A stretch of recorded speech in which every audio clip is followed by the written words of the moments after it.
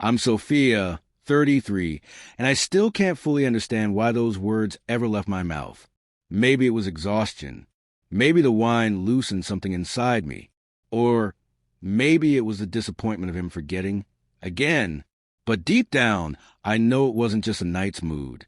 It was a weight I'd been carrying quietly, pressing into me for months, aching to be let out, but afraid of the damage it would cause. He was in the kitchen, reaching for a glass, and I just let it spill. No shouting, no theatrics, just a soft, tired sentence. He paused, left the glass untouched, and turned away. Noah was unlike anyone I'd ever loved. He didn't shower me with surprises or whisper poetry into my ear at midnight. He didn't send flowers to my job or whisk me away on spontaneous weekend trips. What he did was show up, fully, consistently. He replaced the broken bulb in the hallway without me asking.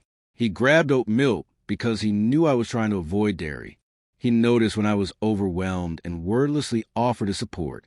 But instead of seeing the beauty in that steadiness, I kept comparing him to the storm I once called love, Lucas. Lucas made everything feel like a movie. Passion, chaos, grand scenes.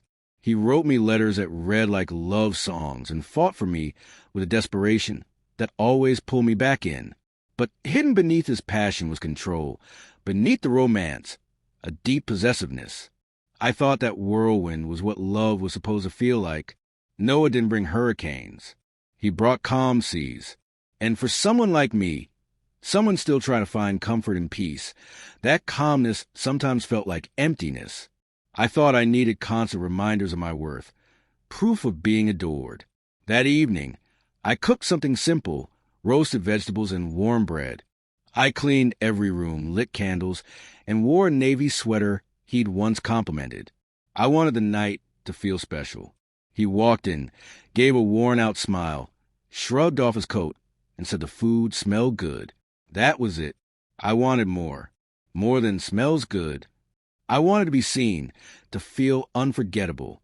Instead, he sat down, quietly grateful, and started eating. So I picked a fight. Something trivial. Maybe a text he didn't reply to during his break. He responded gently, saying his day had been brutal and he hadn't even eaten lunch. But my frustration wasn't about the text. It was the way I felt invisible, like all my effort went unnoticed. What I wanted was a desperate pull I used to get from Lucas, the emotional explosions followed by the desperate kisses, the aching apologies. Noah didn't play those games.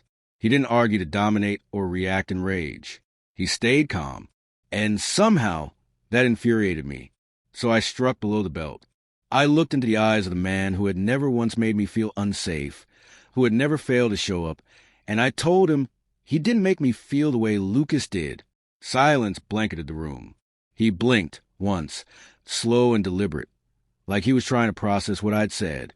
Maybe he hoped I'd take it back. But I didn't. I just sat there, cold and defiant, waiting for him to prove me wrong. He didn't. He placed his fork down, wiped his lips with a napkin, and walked to the bedroom. I thought he'd return. He always did. But this time, 5 minutes passed. Then 10. When I finally went in, half his clothes were gone. His charger, too. The closet was open, drawers slightly ajar. He hadn't slammed the door. Hadn't scribbled a goodbye. He had just disappeared. The silence that followed swallowed me whole. The apartment still smelled like the dinner I'd made. His toothbrush still stood beside mine. His scent lingered on the sheets. I sent him one message. Noah, I didn't mean it. You always made me feel safe. I just wanted to feel special. I'm sorry. He never replied.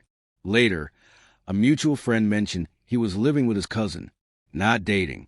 Not bitter. Just done. He wasn't angry. Just emptied out. And now, I live with the weight of that moment. Of one careless sentence born from my own insecurities. I had a man who loved me quietly, in the small things, the uncelebrated things. In how he brewed my coffee exactly how I liked it. In how he'd walk on the side of the sidewalk closest to traffic without saying a word. He didn't put on a show.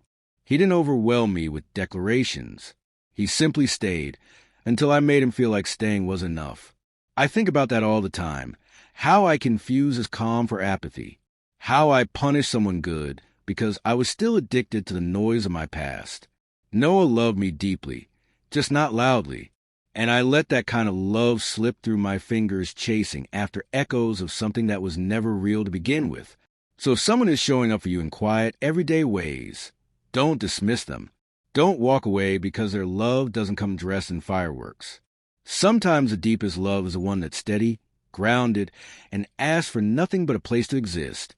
Noah gave me that, and I lost it, all because I couldn't recognize that true love doesn't always roar.